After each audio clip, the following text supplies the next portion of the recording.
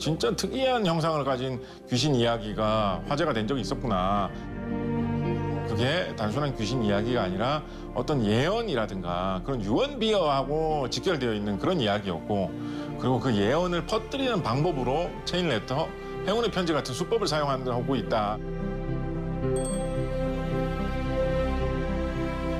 이 이야기의 그 행운의 편지 방식으로 소문이 펼쳐지기를 원하는, 편지를 한 통 써가지고 보낸 사람은 자기 한 몸의 재앙을 면하게 된다, 피하게 된다라고 하고 있고요.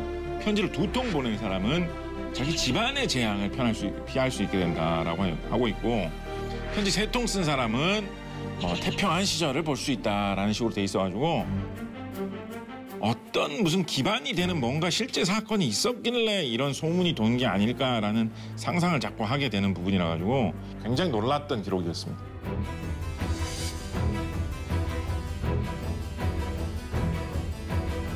제가 아는 한은 이렇게 체인레터 방식으로, 행운의 편지 방식으로, 다단계 방식으로 소문을 이렇게 의도적으로 퍼뜨리기로 한 사례가 기록으로 남아있는 거는 이때 이 기록이 제일 오래된 것 같습니다.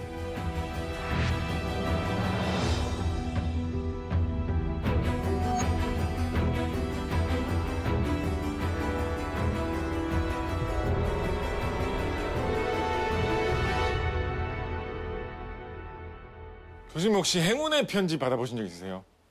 초3 때. 아, 초3 때. 네. 저는 이제 사랑의 편지인 줄 알고 받았는데. 짝사랑 그때 소영이라고. 소영이가? 네, 제가 짝사랑했던 애인데. 뭔가 슬쩍 편지를 주길래 두근대는 마음으로 딱 열어봤더니 이 편지를 받. 표정이 어두우세요? 왜 이렇게 표정이 슬퍼 보이세요? 갑자기 소영이 생각이. 정말.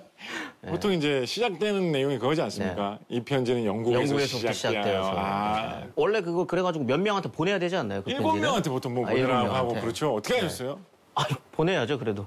사랑하는 마음에. 사람한테, 네, 사랑하는 사람한테 받은 거니까. 행운의 편지일지라도. 예. 이거 좀 슬프다. 사랑이었습니다. 제가 괴물에 대해서 여러 가지 탐구를 하면서 또 이제 우리나라의 소중한 기록 유산인 조선왕조 실록을 보다가 조선시대까지 가야 되는 겁니까? 정말 이상한 거를 발견해냈어요. 조선시대 중에서도 비교적 전기인 15세기에 이와 비슷한 사례가 나와 있었던 것입니다. 이걸 보고 얼마나 놀랐는지 몰라요, 진짜. 어떻게 시작되냐면 일단은 시작하는 부분이 난 이게 진짜 전혀 온몸이 짜릿했어요.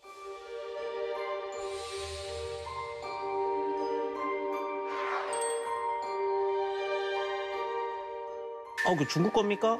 모르지. 행운의 편지도 진짜 영국에서 시작됐는지 어땠는지 솔직히 알 수 없잖아요. 요즘... 그냥 영국에서 시작됐다고 말만 한 거잖아요. 네네네. 우리가 이 행운의 편지를 받아들였을 때 영국에서 시작되어라고 된 거를 보는 순간 그 먼 데서 편지가 이렇게 전해져 내려온 걸 보면 진짜 뭔가 신기한 마법의 편지구나라면서 살짝 좀 설레는 마음을 갖듯이 약간 멀리 떨어진 이국적인 지명으로 갖다 댈 수 있었던 게 그때 당시는 아마 요동이 아니었겠느냐. 일단은 이 편지를 뺏겨서 써서 돌리지 않으면 어떻게 된다라고 되어 있냐면 그냥 단순히 몇 년 동안 아군이 온다 이런 식으로 되어 있지 않고 좀 직설적으로 화끈하게 이야기를 합니다. 죽입니까?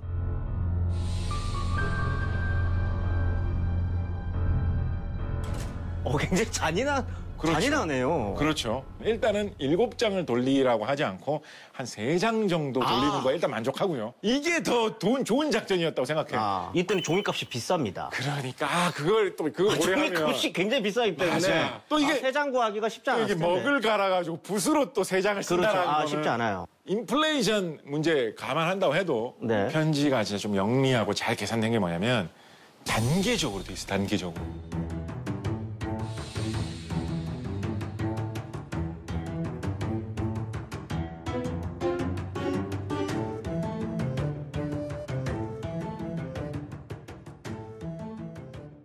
근데 이게 지금 실록에 실려 있는 이야기인 거죠? 그렇습니다. 실록의 이야기는 어쩌다가 등장을 하냐면 1470년 음력 8월 3일자 조선왕조 실록 기록에 149세의 세상을 뜬 아주 신비한 스님이 한 사람이 있다. 이거 비범하죠. 거의 150. 150에서 하나 딱 빠져요. 149세에 세상을 뜬 승려가 혼뱅이 돼가지고 이렇게 나타나시더니 미래에 난리가 나가지고 세상이 굉장히 어려워진다, 혼란스러워진다라는 예언을 일단 먼저 하셨다라는 거예요. 근데 그런 다음에 이렇게 편지의 형태로 이야기를 퍼뜨린 게 바로 이 행운의 편지 내용이었다. 아무래도 이거는 좀 민심이 어지러워질 수도 있는 상황 아니냐. 그렇죠. 무슨 뭐 난리가 난다, 세상이 힘들어진다 이런 내용이 퍼져나오고 있으면 약간 흉흉한 거죠. 우리 자꾸 좀 90년대 이야기를 많이 하게 되는군요. 1999년에 99년. Y2K? 노스트라다무스, Y2K 뭐 이런 것 때문에 세상에 어떤 혼란이 닥쳐올 수 있다. 뭐 이런 것만 유행했잖아요. 저 제 아이 좀 치는 거 무서워서 못 보겠더라고요. 99년의 마지막 날. 예. 혹시나 대혼란이 뭔가 찾아올까 봐. 죽을 거라 생각했습니다. 약간 그런 정도의 공포감을 가져올 수 있었던 것이 그때 당시에 돌았던 그런 여러 가지 흉흉한 예언. 네. 뭐 이런 것 때문에 90년대 그런 분위기가 좀 돌지 않았습니까?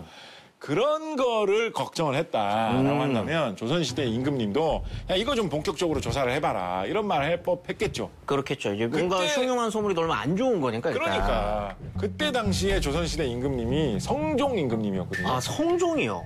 성종 뭐 좀 말씀하시고 싶으신 내용 있으신가요?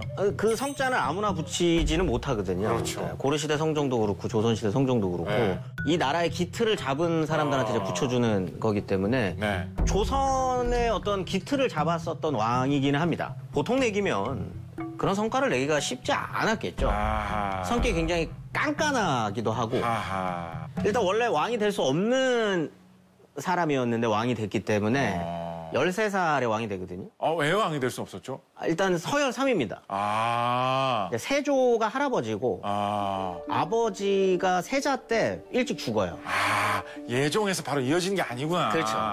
근데 예종이 또 빨리 죽잖아요. 근데 예종의 아들이 너무 어렸어요. 3살밖에 안 됐기 때문에 그 위에 먼저 세자를 했었던 사람의 아들 중에 골라야 되는데 또 둘째예요.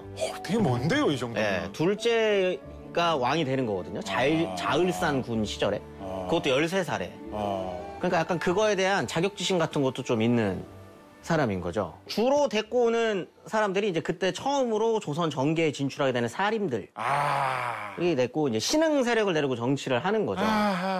여러 작업들을 하게 되는데 이제 가장 중요한 업적 중에 하나가 경국대전.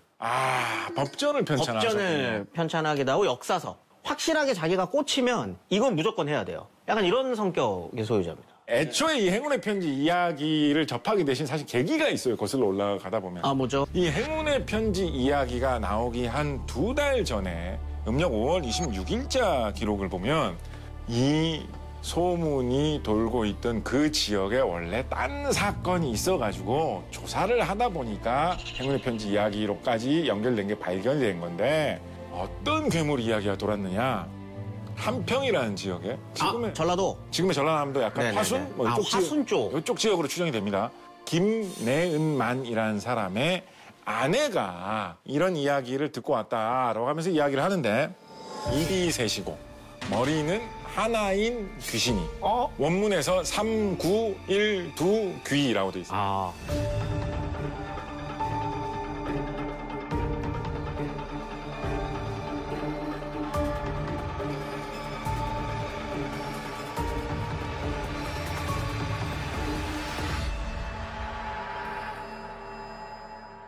삼구일두기가 하늘에서 내려왔는데 능성이라는 곳에 부잣집으로 내려와가지고 이 삼구일두기는 뭘 했다라고 되어 있냐면 이런 것도 저는 약간 조선시대 느낌이 나는 이야기인 것 같아가지고 되게 생생하고 좀 좋은 느낌인 것 같아요.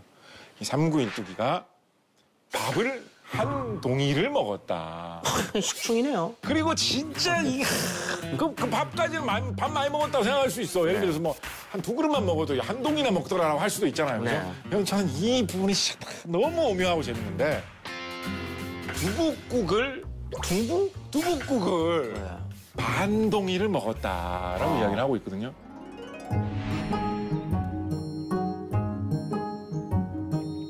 이 지역은 들과 밭에서 오곡 중에 하나인 콩을 재배를 많이 했던 것으로 알려지고 있고요.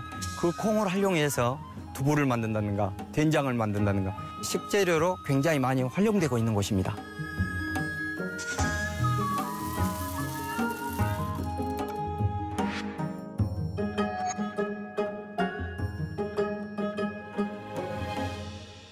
밥을 뭔가 많이 먹는 흉년을 상징하는 뭐 그런 겁니까? 아, 흉년을 상징하는 이야기일 그럴 수 있겠죠, 좀. 옛날 이야기에서, 예를 들면 저는 딱 기억나는 게, 백범일지에 보면, 네. 그런 이야기가 헛소문으로 퍼져나가더라는 거를 자기가 보고 참 사람의 민심이라니까 알 수 없다라는 거를 자조적으로 이야기하면서 기록해 놓은 내용 중에 내가 그때 사건을 친 다음에 가게에서 밥을 먹었는데 네. 그냥 밥 좀 맛있게 먹었던 것 뿐인데 그때 소문이 퍼져나가기를 엄청난 장사가 무슨 사건을 일으켰는데 그 사람이 너무 장사를 해가지고 밥을 어마어마하게 먹더라라는 소문이 퍼져가지고 힘이 벌더라. 세다. 단순히 그냥 모습이 이상한 뭐 외계인 같은 그런 괴물이 나타났다 뿐만 아니라 그 괴물이 굉장히 비범한 능력을 가진 약간 영웅호걸 같은 세상을 위기에서 구출해 줄 수도 있을 법한 그런 통 큰 그런 사람이었다라는 거를 암시해 줄 수 있는 이야기 뭐 그런 거 생각해 볼 수도 있겠죠. 아.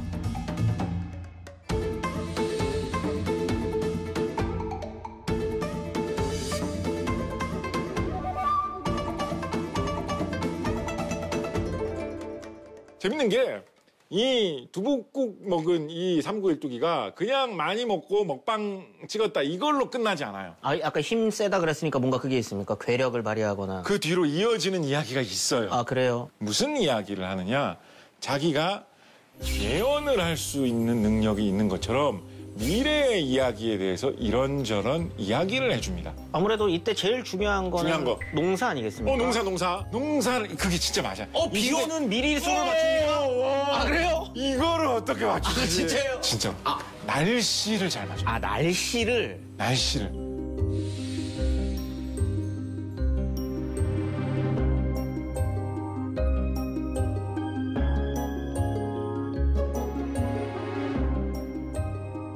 날씨가 대단히 중요할 수밖에 없죠. 일단 왕한테 책임을 무조건 묻습니다. 그러니까 이제 성종 같은 경우에도 가뭄이 계속 심하게 들거나 이러면 가뭄 든 때가 있었군요. 가뭄은 계속 있죠. 이 즉위와 동시에 가풍흉년이 계속적으로 왔다 갔다 합니다. 근데 이제 가뭄이 너무 오랫동안 지속이 되거나 이러면 그래도 책임자가 밥까지 진수성찬으로 먹을 수는 없는 노릇인 거죠. 그러다 보니까 이제 물밥. 성종은 자기가 하고 싶은 거를 좀 밀어붙이는 성격이기도 하지만 또 신하들 말을 귀 기울여 듣는 측면이 또 강했던 왕이기도 하거든요. 한편으로 생각을 해보면 아까 처음에 말씀하셨던 대로 처음에 즉위할 때 과정이 어떻게 보면 조금 아슬아슬한 면이 그렇죠. 있었기 때문에 좀 잘 보여야 되거든요, 신하들한테. 조화를 중요하게 생각했던 왕입니다. 그러니까 신하가 그렇게 얘기하면 그런 좀 제스처를 취해줘야 되는 거죠. 퍼포먼스. 나도 수밥 먹는다, 얘들아. 뭘 반말을 먹는다. 이 이야기가 조사된 내용에 뒤에 이어지는 내용이 있어가지고 조금 재미있었던 게 뭐냐면 예언을 해주면서 추가로 하나를 뭘 덧붙이냐면 뭔가 금기 같은 걸 덧붙여. 다음 달 20날에 비가 내가 온다라고 지금 예언을 하는 것 같은데 그렇지만 만에 하나 비가 오지 않으면 그때는 밭을 메어서는 절대 안 된다. 나라의 풍년이 좋아지려면 날씨가 좋아야 되는데 그러기 위해서는 임금님께서 검소하게 그렇죠. 바른 생활을 하셔야 됩니다. 왕도 정치. 그 정도가 바른 생활입니까? 정말로 할 거 아니에요. 계속 할 말이 생기는 거죠. 이런 식으로 금기를 갖다 붙여놓으면 약간 전근대 사회에서 잘 먹힐 수 있는 좀 틀을 갖추고 있는 그런 예언의 형태인 것 같습니다. 그렇다 보니까 당시에 이 전라남도, 지금의 전라남도 일대 지역에서 이 이야기가 힘을 잃고 꽤나 많은 사람들에게 퍼져나갔던 것 같습니다. 이 사람의 이야기를 전했다, 이 이야기를 들었다, 이 이야기를 했다라고 하는 사람들이 여러 명이 나와요. 이름이 나오는 사람만 해도 줄잡아 한 10명 되는 것 같습니다. 무속인도 등장을 하고. 그래서 약간 각계각층으로 좀 퍼져나갔던 것 같아요. SNS도 없는데 이 정도로 퍼져나갔다는 건 뭔가 파급력이 굉장히 컸다는 거죠. SNS가 없지만 뭐가 있었습니까? 이 시대 사람들은. 소문? 우리의 소영이도 사용 안 했던 행운의 편지로. 있었잖아요. 예. 그래서 이 이야기가 나중에는 이 149세로 세상을 떠난 승려가 행운의 편지 형태로 이야기를 퍼뜨렸다라는 이야기하고도 연결이 되면서 조선시대에는 이걸 이제 약간 범죄로 생각을 해가지고 이걸 조사해서 결국은 처벌해라는 쪽으로 이야기가 이제 흘러가게 되거든요.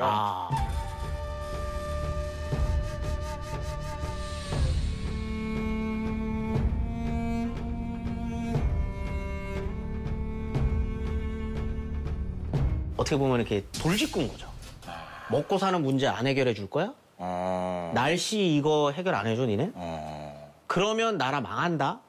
라고 하는 걸 돌직구처럼 때린 괴물이어서 난잡한 괴물들 얼마나 많았겠습니까? 그렇겠죠. 예. 근데 이게 실록에 실린 건 돌직구를 때려 맞아서 강렬하다. 강하잖아요. 농사, 먹고 사는 거, 날씨 여기 다 들어가 있는 거니까. 그렇기 때문에 성종이든 아니면 그 당대 관료들이든 요거는 지금 백성들 사이에서 이거 직구로 때린 거다.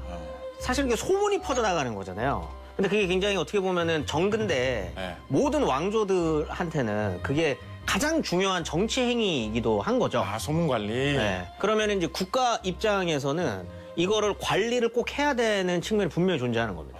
사실 조선은 처음부터 그 관리를 해요. 그러니까 풍문공사라고 해가지고 관료들이 요 소문은 요런 맥락이고 요거는 관리가 필요하겠다라고 하면 사적 영역에 있었던 소문을 공적 영역으로 끌어들여서 관리를 하는 일인 거죠. 사실 요게 딱 그런 거 아니겠습니까? 그 완전 그런 거네요. 그냥 딱 전라도 지역에서 그냥 흩어져 있었던 소문과 이야기들을 어떻게 보면 시스템을 딱 만든 거죠. 소문이 이렇게 날씨, 조선은 앞으로 이렇게 관리를 하겠습니다. 라고 하는 걸 성종 무렵에 딱 하고 이제 시그널을 준 사건이지 않나.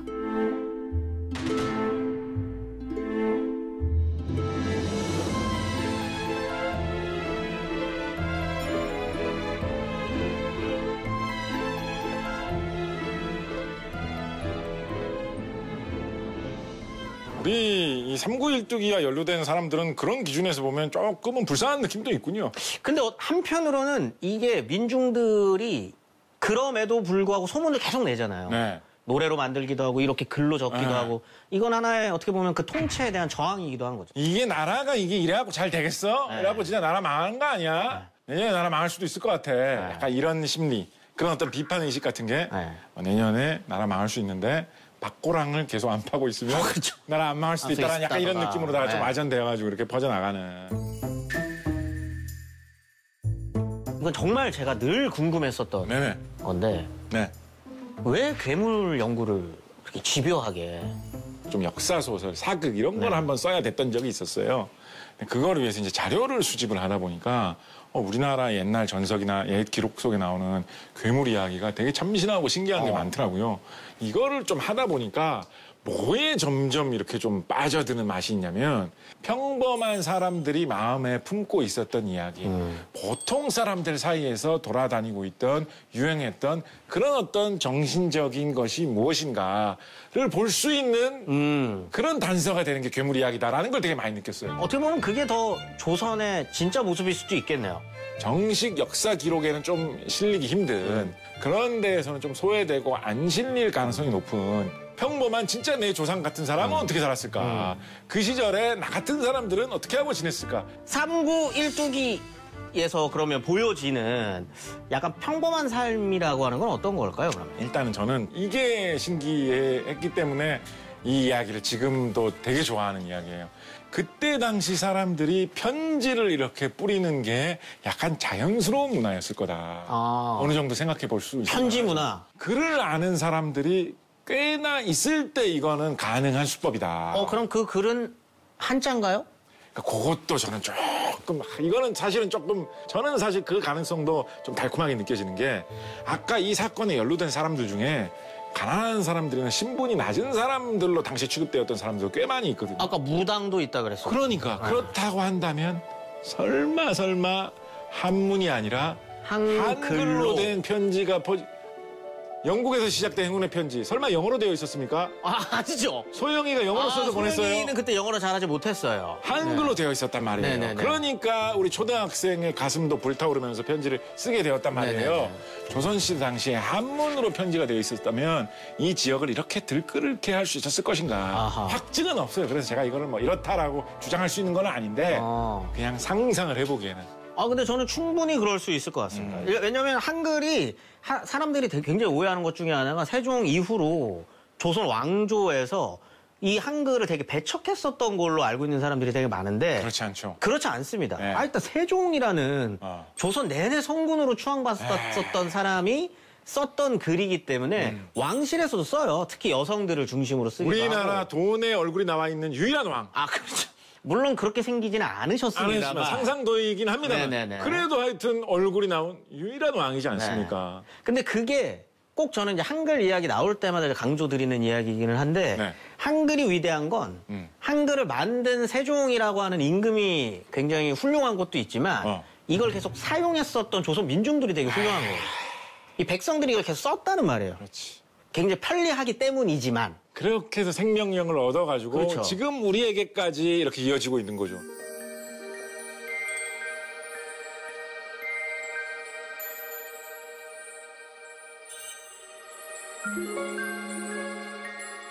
지방에까지 널리 퍼져서 일상 문서로서 한글이 쓰여지고 있었다라고 하는 것을 보여주는 중요한 증거라고 할 수 있겠습니다.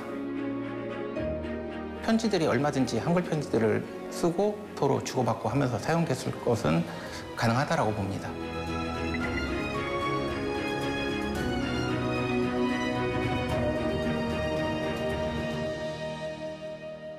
저는 사실 어떤 생각 해본 적, 이거 어떤 생각 해본 적 있냐면 SF 작가지 않습니까? 네. 우리나라의 어떤 분이 타임머신을 개발한 거예요, 타임머신. 광주과학기술원 이런 데서 아하. 타임머신 내가 개발한다. 전라남도에서 600년 전에 과거로 싹 돌아가신 거예요. 아 이거 기껏 타임머신 만들어가지고 이거 아니 이거 궁금하잖아, 이거 어떤 일이었을지. 아 예예. 그리고 타임머신 문을 딱 열고 우리의 이 논문 제1 저자인 대학원생 이분이 이제 딱 내리신 거죠. 그런데 이분이 뭘 조심해야 되겠어요? 조선시대이기 때문에 네. 지금 우리는 경험하지 못한 수많은 세균이나 바이러스들이 조선시대에는 다른 시대이기 때문에 있을 수 들끓고 있습니다. 예. 조선시대 사람들이 그토록 많이 고통을 받았던 천연두, 마마 이런 것들 뭐 이렇게 지나가다가 뭐 재채기하고 이러다 옮으면 큰일 날 수 있거든요. 그렇기 때문에 그거에 대비를 하기 위해서 방독면을 방독면을 쓰고 헬멧 같은 그런 방독면을 쓰고 가는 거지. 아 굳이. 네네. 그런데 그거를 조선시대 사람들이 딱 받는 거야. 그러면 입이 세 개네. 입이 하나가 있고 방독면에 달린 약간 공기 들어가는 거 필터 이게 딱 보일 거란 말이야.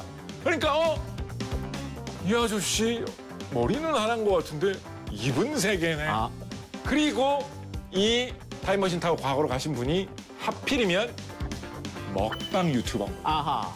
아니 근데 왜냐면 방독면을 쓰고 두부국을 먹을 수 있나요? 그때 잠깐 벗어요. 아, 잠깐 벗어요? 아니면 타임머신 안으로 두부국만 좀 들고 두부국만 와가지고 들고 가서. 약간 살균 잘 하고 약간 이런 느낌의 이야기. 이게 미래에서 왔기 때문에 뭐 미래에 어떤 일이 벌어질지 다 알아. 성종 임금님 지금 뭐 저러고 사시는데 나중에 그 아드님은 잘 안 되시니까 그 아드님 너무 뭐 이렇게 충성하지 마시고요. 예. 그 아드님 중간에 잘립니다. 조심하시고 다 알려주시겠지. 행운의 편지로. 행운의 편지로. 행운의 편지로 내가 이 소중한 미래의 지식을 조선시대 사람들에게 알려주고 가야 되겠다.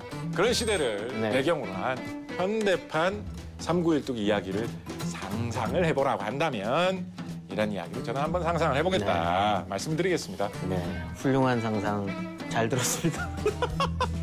이 정도 하면 어떨까요? 아, 예. 네, 고생하셨습니다. 고생하셨습니다. 고생하셨습니다. 네, 고생하셨습니다.